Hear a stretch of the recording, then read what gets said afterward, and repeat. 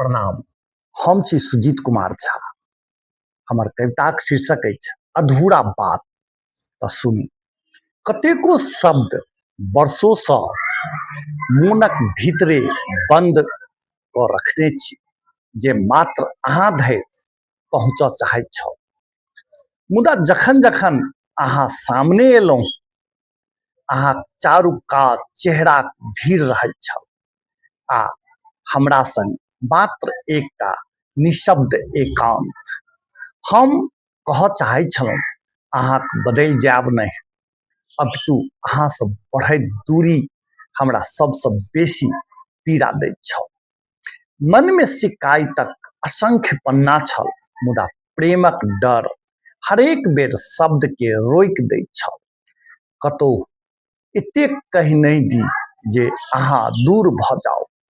तेँ हृदयक घावके भीसी कऽ ओढ़नीसँ झपैत रहलहुँ, आ आँखिक नमीके सपनाक कोनामे नुकबैत रहलहुँ।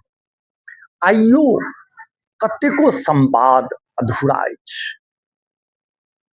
कतेको प्रश्न आइयो अनुत्तरित अछि, आ कतेको भावना शब्द बनबाक साहस नहि जुटा सकल अछि।